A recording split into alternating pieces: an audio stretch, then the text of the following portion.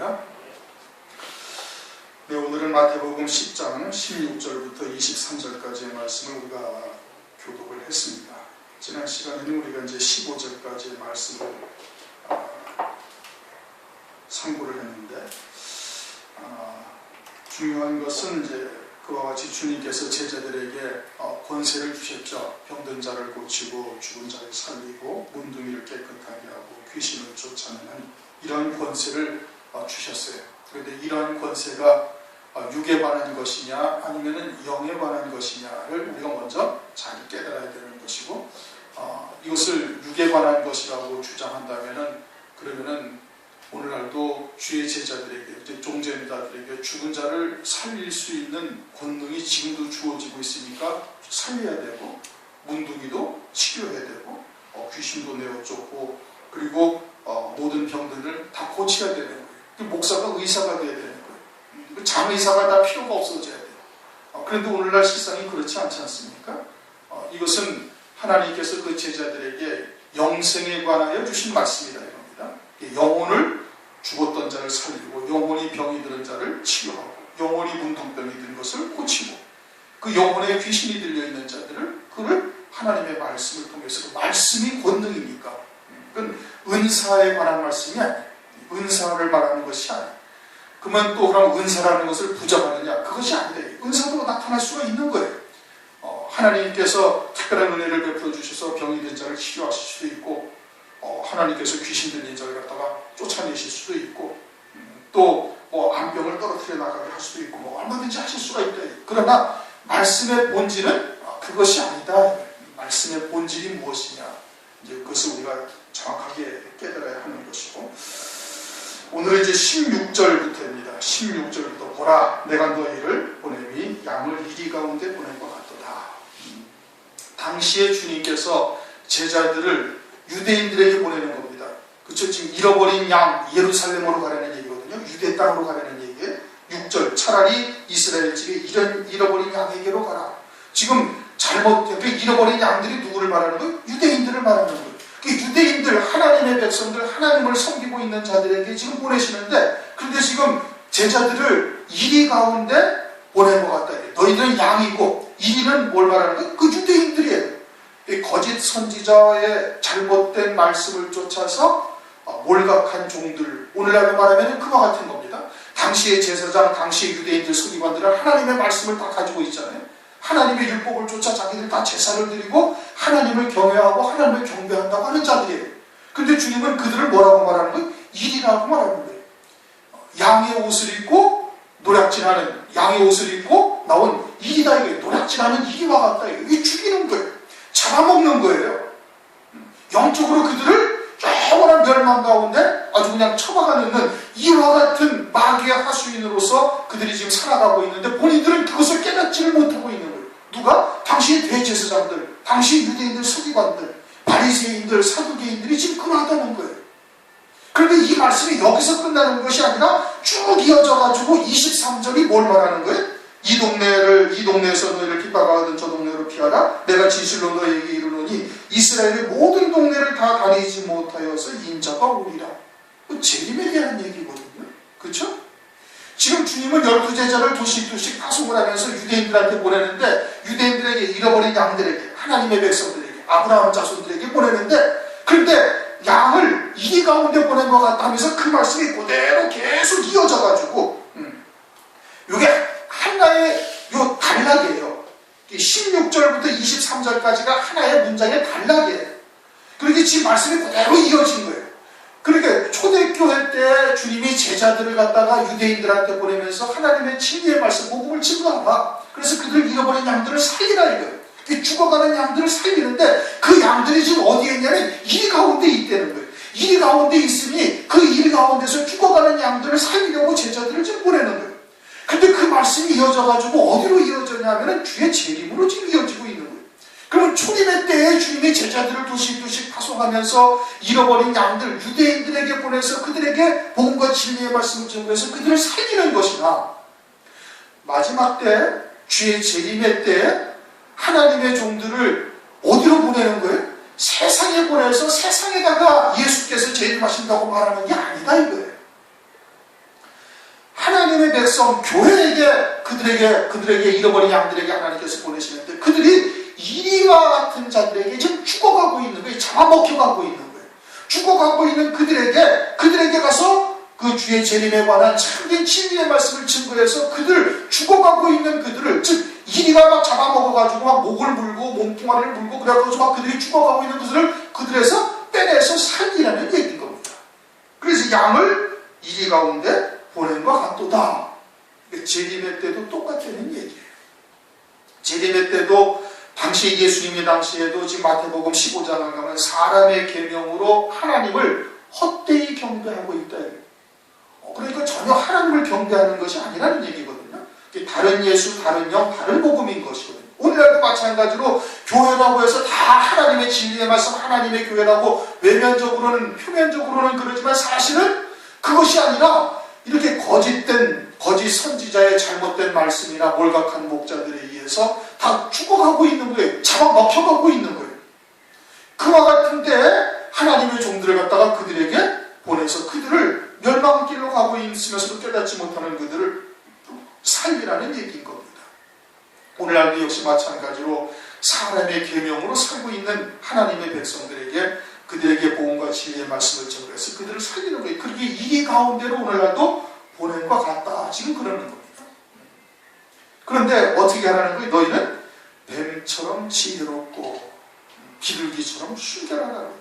이 가운데 가는데 그것이 어떠한 상황이냐, 거기에서 어떻게 해야 되냐면 뱀처럼 지혜롭게 행동하려는 거예요.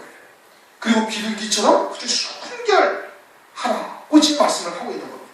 뱀처럼 지혜롭다라는 것은, 뱀이라는 것은 창세기 3장을 보면은 마귀의 하수인으로서 악한 것들의 대명사가 뱀이거든요. 그렇죠? 그런데 그러면 주님께서 제자들을 보내는데 제자들을 마귀의 하수인으로서의 대표적인 뱀과 같은 짐승으로 표현을 하시는 것이냐, 그걸 말씀하고 있는 거냐. 물론 뱀이 이제 일반적으로 뱀이 주는 느낌이 간사하고 아주 조용하게 다가와가지고 콱 물어가지고 죽이니까 간사하고 아주 그냥 요괴스럽고 기타 등등 온갖 징그러운 수식어를 다 포함하고 있는 것이 뱀이. 그럼 주의 제자들 갖다가 그렇게 말씀을 하시는 것이냐? 그런 뜻은 아닌 거예요. 그런 뜻은 아니라 요한복음 3장 14절을 보면 모세가 광야에서 뱀을 든 것 같이 인자도 들려야 하리니,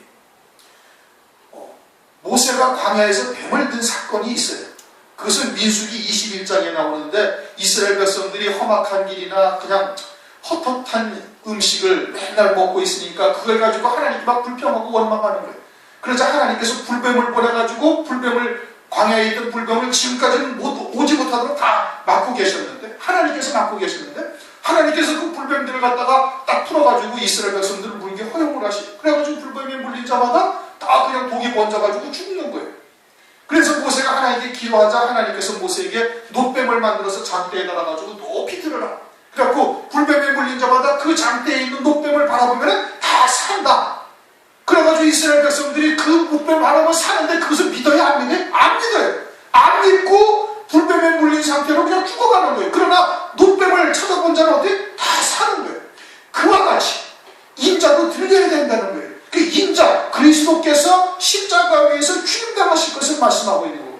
그리스도께서 십자가 위에서 죽임당하시는 것이, 그것이 하나님의 지혜다 이거예요. 뱀같이 지혜롭다. 이 세상에 어떻게 하나님께서 이스라엘 백성들을 구원하시느냐? 하나님께서 이 땅에 오셔가지고 십자가 위에서 죽임당하심으로 속죄 구원을 이루시고 그 예수 그리스도를 믿는 자마다 구원을 받게 하시는 거예요. 놋뱀을 쳐다보는 자마다 구원을 받는 것과 똑같이 그리스도를 믿는 자마다 영생의 복을 누릴 수 있게 하시는 거예요. 그런데 그것을 사람들이 안 믿는 거예요. 안 믿는 거예요. 그리고 그냥 그대로 멸망길에서 그냥 죽어가고 있음을 말하는 거죠. 그러니까 예수 그리스도를 안 믿는 하나님의 백성들도 많이 있는 것이죠. 그와 같이 인자와 같이 들려야 된다 이겁니다. 그것이 하나님의 지혜다. 고린도전서 1장 21절을 보면 그것이 하나님의 지혜다 이겁니다. 그리스도는 하나님의 능력이요 하나님의 지혜니라. 그렇게 세상에 마귀가 그렇게 하나님의 백성들을 구원하실 것을 깨닫지를 못한 거예요. 알지를 못한 거예요. 이스라엘 백성들도 세상에 속하여 있어가지고 그리스도께서 그렇게 오셔가지고 죽임당하심으로 십자가 위에서 죽임당하심으로 피 흘려서 속죄 구원을 이루실 것을 이스라엘 백성들도 모르는 겁니다. 깨닫지를 못한 거예요. 그럼 성경에 없냐? 성경에 있는 거예요. 성경에 그대로 다 창세기부터 기록이 되어져 있어가지고 여자의 후손의 발꿈치가 상하게 되어질 것을 말씀하고 있지 않습니까? 이사야에서도 53장에 오셔가지고 우리를 위해서 질고를 지고 채찍을 받고 결국은 고난당하시고 죽임당하실 것을 말씀을 하고 있는 거예요. 시편에서도 말씀을 하고 있잖아요. 썩음을 당치 아니하고 죽임당하신다는 얘기거든요. 죽임당하시나 썩음을 당치 아니하고 부활하실 것을 말씀을 하고 있는 거예요. 그러니 하나님의 말씀에 그것을 다 기록을 하고 있는데 이스라엘 백성들이 그것을 봐요? 못 봐요? 못 보는 거예요. 하나님의 말씀을 가지고 있는 이스라엘 백성들이 사람의 계명으로 살고 있으므로 하나님의 뜻을 깨닫지를 못하고 있다 이겁니다. 그와 같이 마지막 때의 종들도 마지막 때의 구원을 이루시는 방법도 하나님의 지혜로 그렇게 구원하실 것을 하나님의 백성들이 모른다 이겁니다. 그것이 하나님의 지혜되는 거예요. 그러니까 마지막 때 하나님의 백성들이 양을 이 가운데 보낸과 같이 보내셔가지고 예수 그리스도께서 십자가에서 죽임당하심으로 자기 백성들을 구원하시는 것이 하나님의 지혜인 것처럼 하나님의 백성들을 예수의 증거와 하나님의 말씀을 인하여 목배임받게 하셔가지고 그것으로 첫째 부활의 영광, 그리스도의 신부, 환난 가운데 이루신 구원임을 하나님의 백성들이 깨닫지 못하는 거예요. 그게 하나님의 지혜인 거예요. 그럼 성경에 그런 말씀이 없느냐? 있어요. 지금 17절부터 쭉 기록한 말씀이 그거거든요. 그렇잖아요? 그게 하나님의 지혜인데 하나님의 지혜, 뱀같이 지혜롭다라는 것이 예수 그리스도께서 십자가 위에서 죽임당하심으로 말미암아 그 놋뱀, 장대 위에 방의 놋뱀을 바라보는 자보다 사는 것이 그게 하나님의 지혜인 것처럼 마지막 때에도 하나님의 백성들이 예수의 증거와 하나님의 말씀을 인하여 고난당하고 핍박당하다가 결국은 죽임당하는 것이 그것을 통해서 그리스도의 신부와 첫째 부활의 영광을 입게 하시는 것이 하나님의 지혜다 이거예요.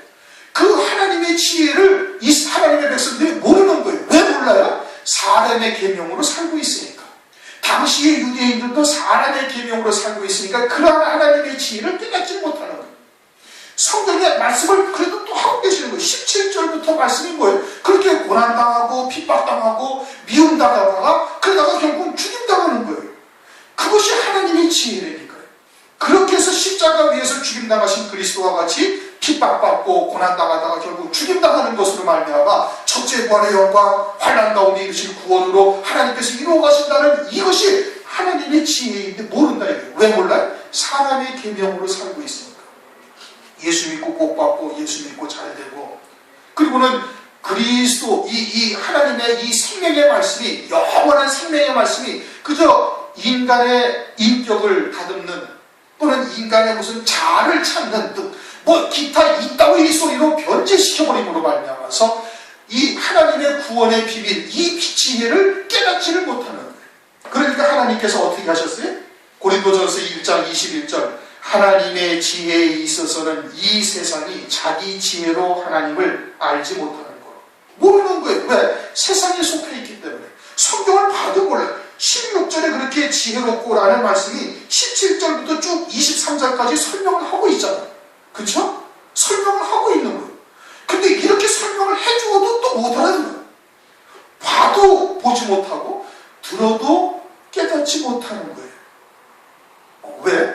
사람의 계명으로 이 미혹의 영에 속하여서 하나님께서 아니 그냥 하나님 앞에 화인 빠진 양심이 되어져가지고 들어도 깨닫지 못하는 거예요. 예수님께서 십자가 위에서 죽임당하신 것은 창세기부터 기록을 해놓으신 거예요. 그러니까 그와 같은 하나님의 말씀을 영적인 시각을 가지고 바라보면 알 수가 있다 이겁니다. 이사야서 53장에는 그냥 자세하게 기록해 놓으셨잖아요. 우리의 질고를 지고 채찍을 맞을 것이고 우리 때문에 고난을 당하실 것이고 그가 다 죽임당하는데 자기 죄로 죽임당한다고 그렇게 유대인들이 다 말할 것을 성경에 기록을 해놓고 있는 거예요. 그러니까 하나님의 말씀을 조금만 깊이 있게 영적인 시각을 가지고 바라보면 알 수가 있는 거예요. 그분이 그리스도라시라는 것을 알 수가 있다 이거예요. 그런데 이스라엘 백성들이 알아요, 몰라요? 모르는 거예요. 보지도 보아도 보지 못하고 들어도 깨닫지 못한 거예요. 그럼 마지막 때 하나님의 백성들, 오늘날 교회라고 이름 짓고 있는 이곳에서 이렇게 지금 설명을 성경이 자세하게, 이거는 초등학생이 봐도 알 수 있도록 하나님의 백성들이 고난당하고 핍박당하고 그러다가 결국은 죽임당할 것을, 그리고 끝까지 믿음을 지키는 자가 구원을 받을 것이라는 것을 성경에 이렇게 자세하게 기록을 해놓았는데도, 그런데도 봐도 보지 못하고 들어도 깨닫지 못하는 거예요. 왜? 삶의 계명으로 살고 있으니까. 그러니까 하나님께서 어떻게 한다? 전도에 미련한 것으로 전하는 거예요. 고린도전서 20장 21절. 이 하나님의 지혜에 있어서는 이 세상이 자기 지혜로 하나님을 알지 못하는 거로, 하나님이 전도에 미련한 것으로 믿는 자들을 구원하시기를 기뻐하셨다. 그러니까 이제 어떻게? 그냥 전도하는 거예요.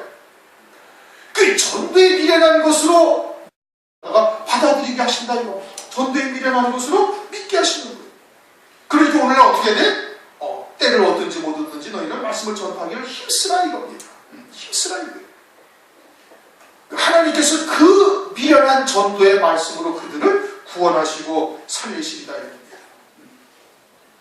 그러므로 합당한 자를 찾아서 하나님의 말씀을 전해야 되는 겁니다.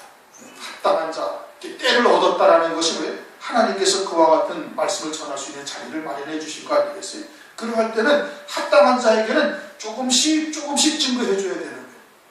또 이거는 한 번 전하고 두 번 다시 볼 수 없는 자리가 될 수도 있다 할 때는, 그때는 과감하게 그냥 다 증거해 버려야 되는 거예요. 그래야 그들이 하나님 앞에서 변명을 하지를 못하는 겁니다. 또 하나님께서 우리에게 전할 수 있는 기회를 주셨는데도 불구하고 전하지 아니하면 그에 따른 책임을 우리가 져야 되는 거예요. 파수꾼으로 세우신 것 아니겠어요? 적이 침략해 공격해 오는데 알려야지. 알렸음에도 불구하고 대비하지 않으면 그 자기 죄로 죽는 건데, 알리지도 아니하면 어떻게 그 피값을 누구에게서 찾는다? 우리에게서 찾는다, 이거예요.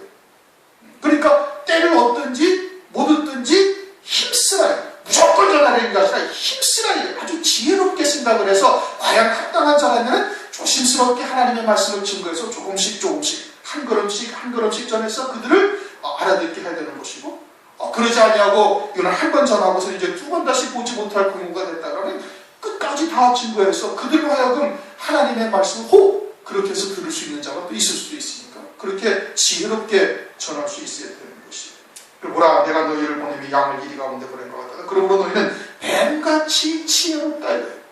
그것이 하나님께서 우리를 구원하시는 구원의 도다, 이거예요. 십자가의 도가 육에 속한 자들에게 미련하게 보이는 거예요. 그와 같이 환난 가운데 순교를 통해서 구원하시는 그와 같은 비밀들을 깨닫지를 못하는 거예요. 봐도 모르고 보아도 보지 못하고 들어도 듣지 못하는 거예요. 그러나 하나님의 백성들에게는 그것을 깨닫게 하시는 겁니다. 듣게 하시는 것이죠. 지혜롭게 하고 지혜롭고 비둘기같이 순결하라. 비둘기같이 순결하는 것은 신앙의 정절을 지키라, 이거예요. 혼잡된 말씀을 맛보지도 말아야 될 것을 말씀을 하고 있는 겁니다. 오늘날은 이제 참 이상하게 지금 말씀이 창세기의 말씀을 상고하는 것이나 주일날 말씀을 상고하는 것이나 또는 오후의 말씀을 상고하는 것이 여러 번 겹치면서 중복되어져서 자꾸 설교를 하게 하시는 이유가 있어요. 그게 뭐예요? 아주 확실하게 딱 깨달으라는 얘기입니다. 확실하게 깨닫고 다시는 그와 같은 잘못을 범하지 말라, 이거예요. 비둘기처럼 순결하는 것은 비둘기가 노아의 방주에서 나갔을 때 접촉할 곳을 찾지 못해가지고 방주로 돌아와요. 그렇게 더러운 곳에는 아예 앉지도 아니하는 거예요. 예수님께서 마태복음 27장을 보면 쓸개 탄 포도주를 예수님에게 주자 예수님께서 맛보시고 마시고자 아니하시더라. 그와 같은 것이 무엇인지 맛보는 거예요. 분별하는 거예요. 분별해서 이것은 순물이다, 그것은 혼잡된 말씀이라면 아예 그런 것은 볼 필요도 없어요. 오늘날 하나님의 말씀이 얼마나 많이 있습니까? TV에서 기독교 방송에서 나오죠. 책도 인터넷, 핸드폰, 온 사방에 깔린 게 하나님의 말씀, 믿는 자들. 그래가지고는 병이 났을 때는 그저 은사가 강한 목사 찾아가면서 만나는 거예요. 디모데후서의 오늘 말씀에 자기가 좋아하는 말씀을 귀가 가려워서 스승을 많이 둔다는 거예요. 다니는 곳은 한 곳이에요. 교회는 한 곳에 다녀요. 근데 스승을 많이 둔다라는 것은 병이 났을 때는 은사가 강한 목사의 설교를 찾아가지고 막 듣고 아멘 하고, 물질적으로 고난을 당할 때는 그저 축복의 말씀을 많이 하는 그런 목사의 말씀을 찾아 들어가서는 그냥 거기서 아멘 아멘 하고 앉아있고, 또 인간의 고상함을 추구하는 자들은 어떤 철학적인 수사나 그러한 아주 인간의 내면 또는 뭐 자아를 찾아가는 그러한 얼토당토하는 그러한 목사들의 말씀을 듣고 찾아가면서 듣고서 아멘 아멘 하면서 자기의 스승을 많이 두고 있다. 이게 혼잡된 말씀들을 많이 먹고 있다. 그런데 신앙을 어떻게 가져가? 비둘기처럼 순결하게 정절을 지키려는 얘기예요. 이것이 혼잡된 말씀이요 누룩이 섞인 떡이다라는 것을 분별했으면 그런 것을 아예 쳐다보지도 말아야 돼. 이제 여러분들은 이제 그 정도는 분별하실 수가 있을 때가 됐죠. 이미 다 분별하죠. 세속적인 말씀이 무엇이고, 또는 그런 자아를 찾고 어쩌고저쩌고 다 뉴에이지 사상에서 나온 겁니다. 사탄의 미혹의 말들이에요.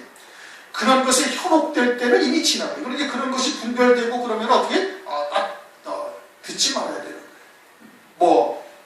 영진이가 나오지 않으시면 좀 며칠 전에 그러지 않습니까? 그 자기 직장 동료가 찬양팀이 교회를 하나 개척을 했는데 토요일날 와서 들어보라고. 토요일날 예배를 안 드리니까 이제 그 사람들이 전도하는 방법이 그런 겁니다. 남들이 예배 드리지 아니하는 날 그런 것을 해가지고 자기 집회, 이렇게 찬양이나 이런 집회를 해서 사람들을 오게 해가지고 이제 교회를 전도를 하는 거예요.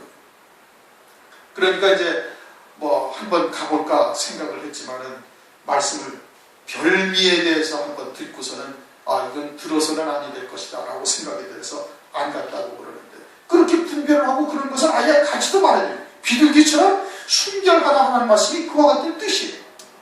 그러니까 맛보고 쑥물 같으면은, 쓸데탄 포도주 같으면은 그런 것을 아예 마시지도 아니하셨던 주님이 우리에게 교훈하시는 겁니다. 비둘기처럼 순결하라. 17절 사람들을 상가라 저희가 너희를 공회에 넘겨주겠고 저희 회당에서 채찍질하. 그럼 여기 사람들이라는 것은 누구를 말하는 거예요? 공회에다 넘겨주고 채찍질할 자들이 이들은 누구를 말하는 거예요? 이건 교회를 말하는 거예요. 그들이 공회에다 넘겨줘서 채찍질하는, 핍박하고 이단처럼 취급해서 내쫓고 출교하고 이와 같아. 왜 그래요? 자기들과 같지 않아요. 자기들과 같이 사람의 계명으로 세상에 속한 그와 같은 하나님의 말씀으로 살지 아니하니까, 그러니까 미워하는 거예요.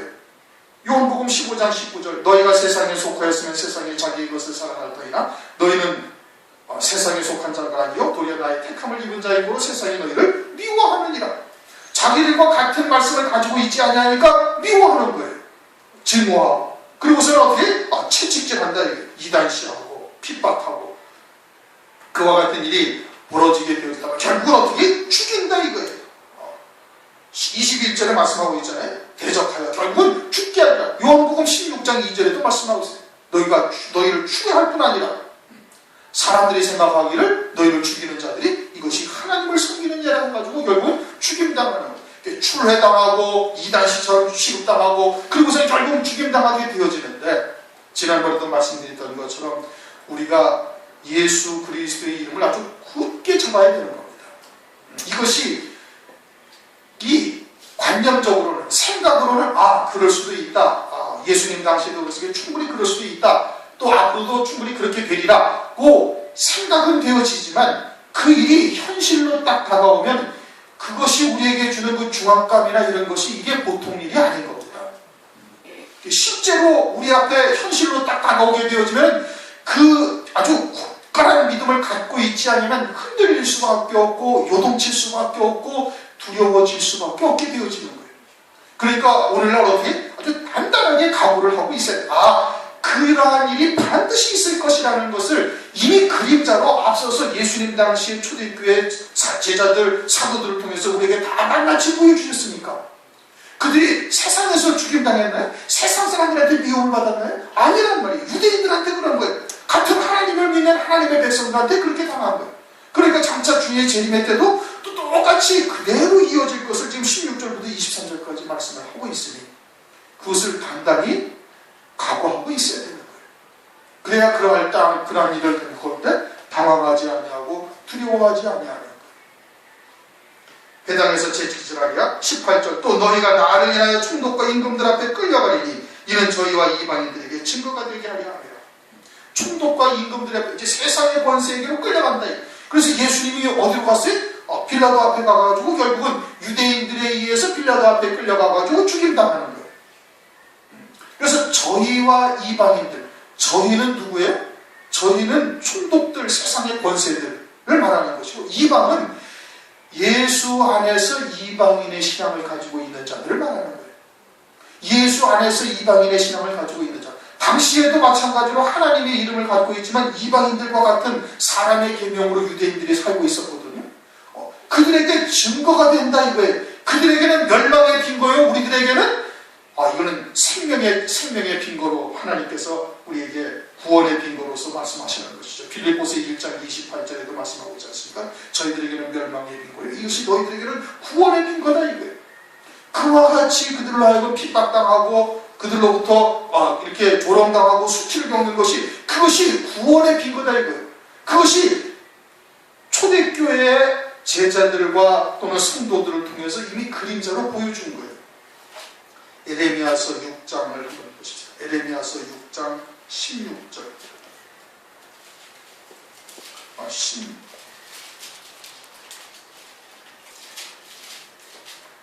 에레미야서 6장 16절.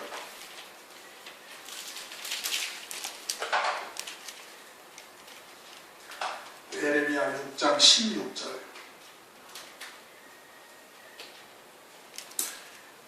같이 읽습니다. 6장 16절 시작. 여호와께서 이같이 말씀하시되 너희는 길에 서서 보며 옛적 길 곧 선한 길이 어디인지 알아보고 그리로 행하라. 너희 심령이 평강을 얻으리라 하나 그들의 대답이 우리는 그리로 행치 아니하겠노라 하였습니다. 지금 에레미야가 이야기한 거거든요.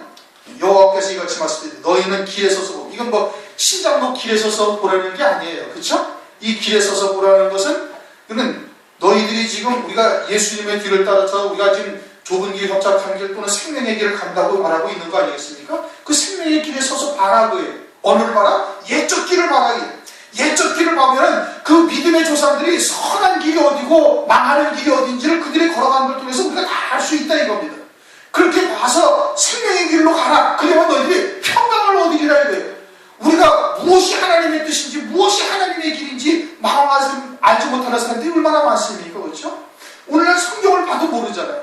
그런데 구약을 통해서 또는 신약을 통해서 믿음의 선진들이 그 걸어갔던 길을 쫙 성경에 기록을 해놓은 거예요.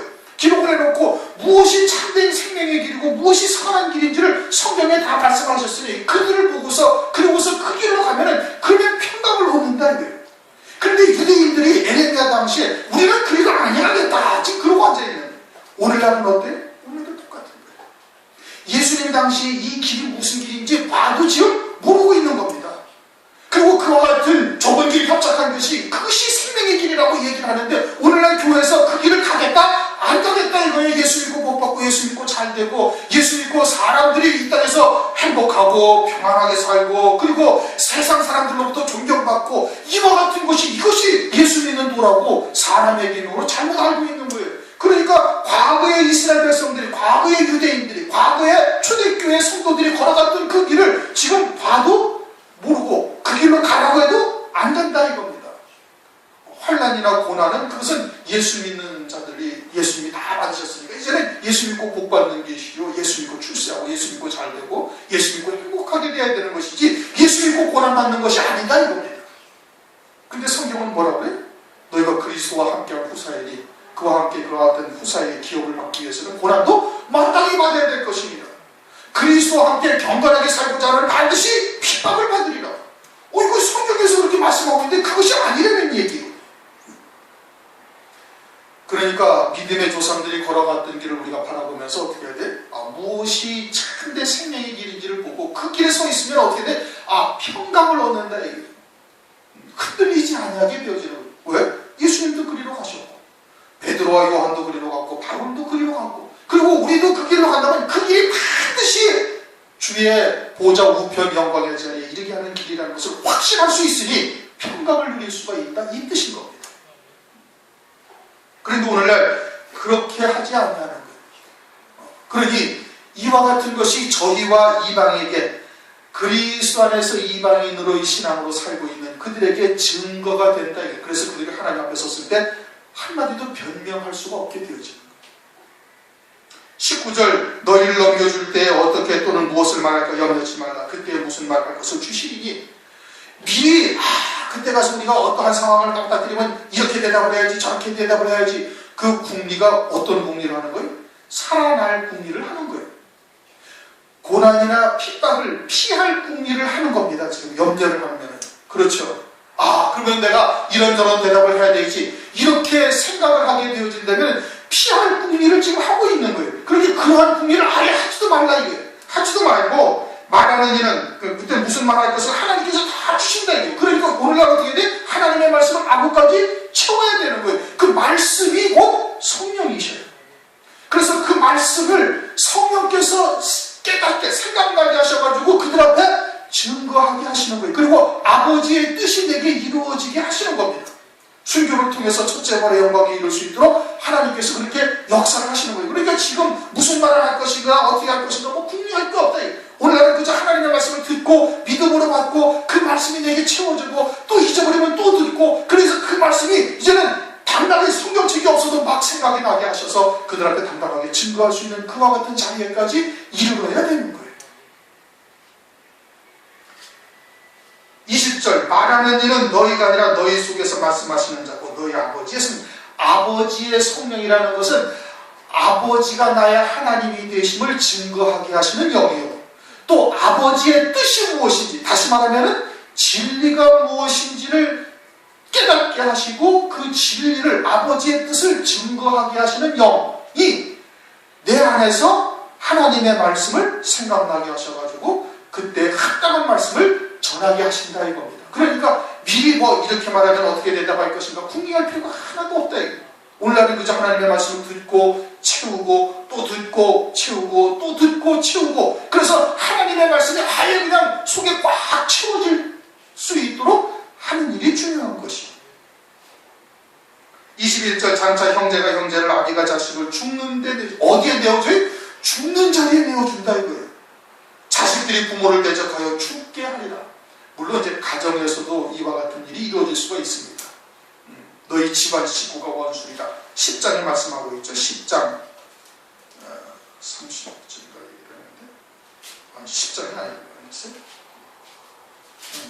집안 식구가 원수라고 이제 성경에서 말씀하고 있으니까 이제 그와 같은 일이 앞으로 이제 10장 36절 사람의 원수가 자기 집안 식구리라 그렇게 말씀하고 있어요. 그 집안 식구가 이제 그렇게 죽는데 내어줄 수도 있어요. 형제가 형제를 또는 아비가 자식, 자식이 아버지를. 그런데 주님께서는 마태복음 12장에 보면은 마태복음 12장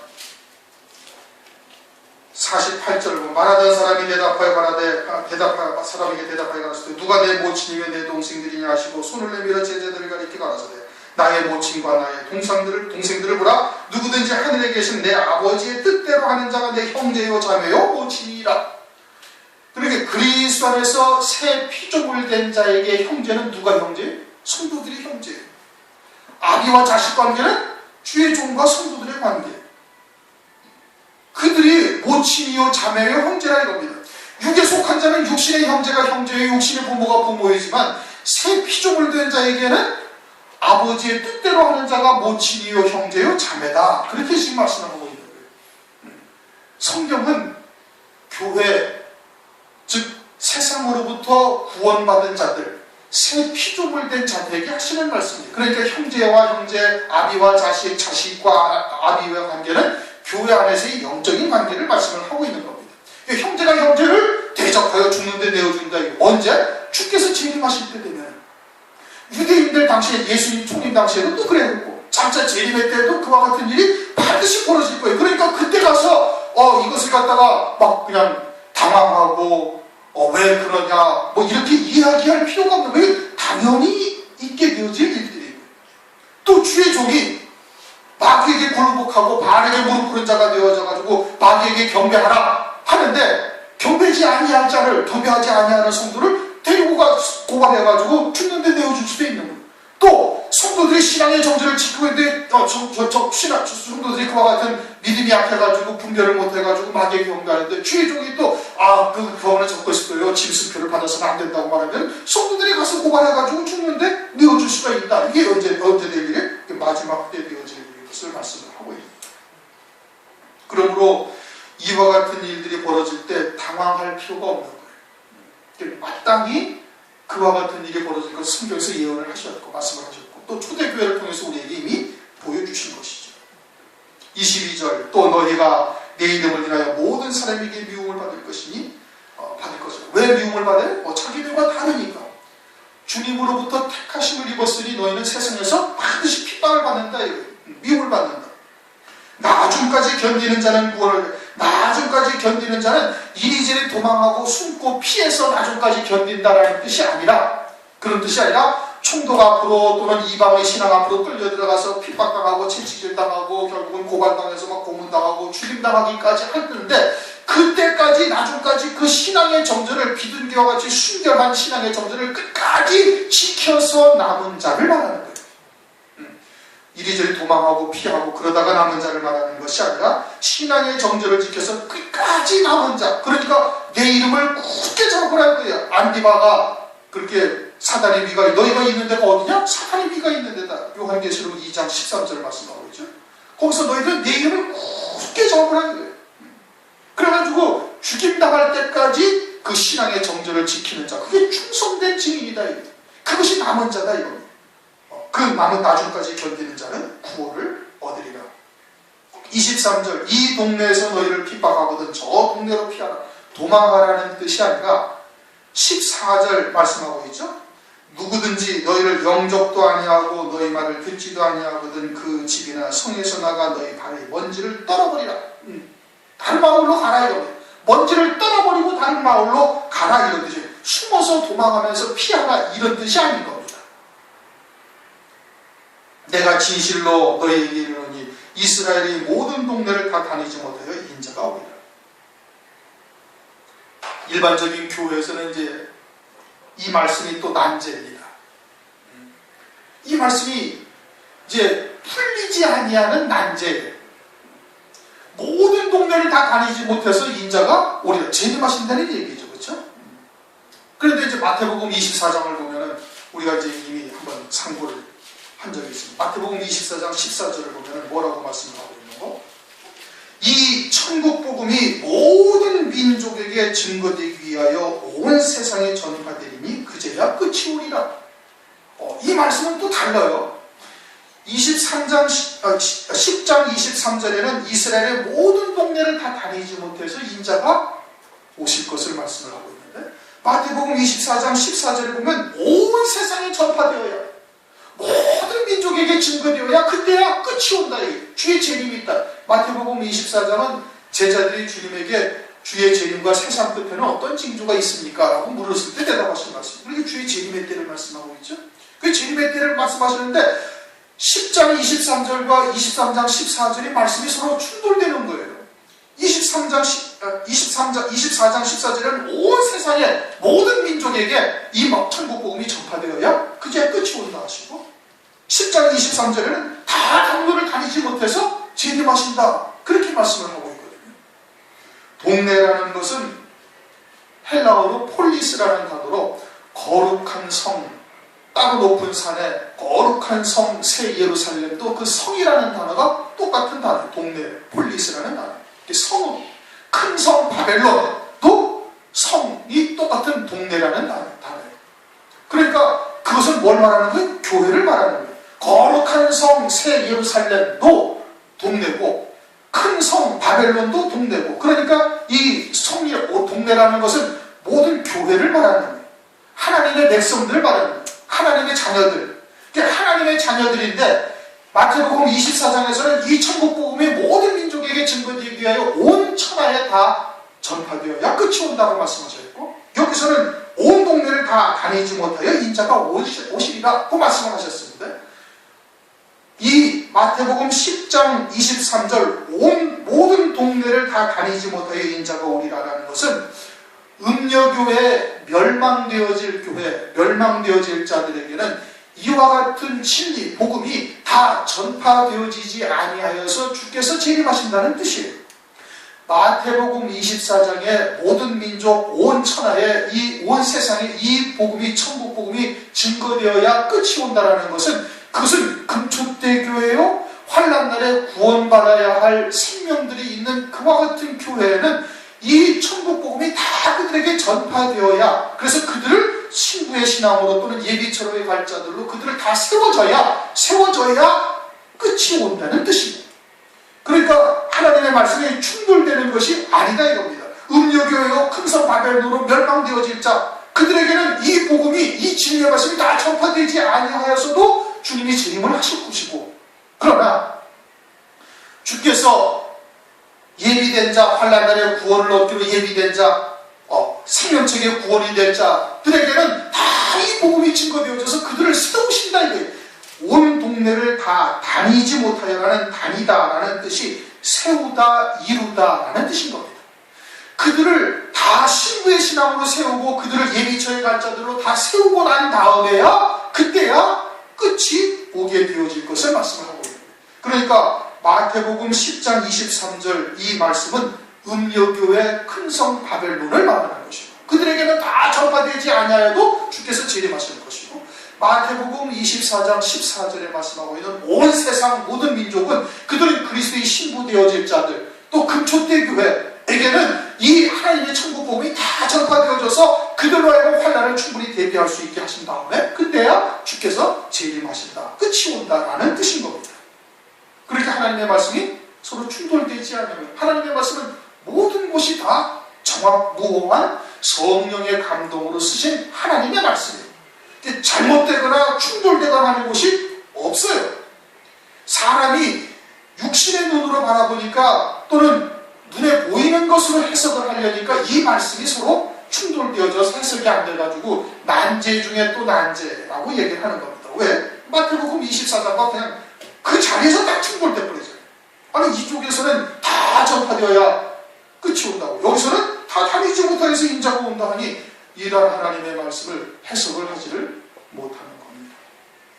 그러므로 택하신 자들에게는 복음이 다 근거되어져서 그들은 그리스도의 신부로 세워짐을 입게 하신 후에야 주께서 재림을 하시는 것이고 환난을 드시는 것이고, 택함을 받지 못한 자들, 그들은 음료교회요 큰성 바벨론으로 이미 화인 맞은 양심이 되어져서 사람의 계명으로 철저히 완전히 화인 맞은 자들이 되어진 자, 감각이 없는 자, 죽은 자들이 되어진 자들에게는 다 증거되어지지 못해서 주께서 재림하시게 되어질 것을 말씀하고 있는 겁니다.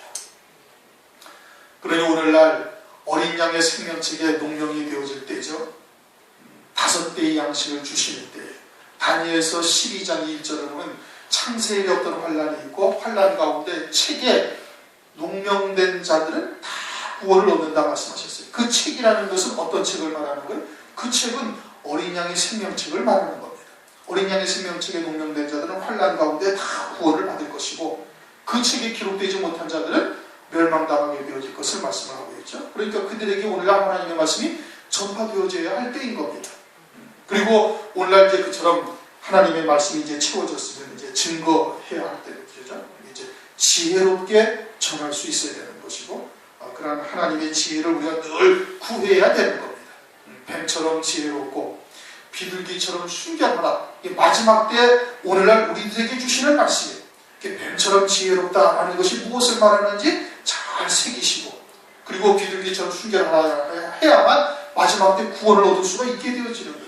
혼잡된 말씀에 스스로를 자꾸 노출시키거나 또 그러한 말씀을 또 즐겨 듣게 되어지면은, 그러면 눈이 어두워져서 분별치 못하는 자가 되어요. 살릴 자를 죽이고 죽일 자를 살리는 역사가 벌어지게 되어지는 거예요. 잘못된 말씀을 통해서. 오늘 우리 마지막 때 주시는, 우리에게 주시는 하나님의 말씀이 다 받으셔서 믿음으로 받으시고 승리하시길 주님의 이름으로 축원합니다. 통성을 잠시 기도하시겠습니다.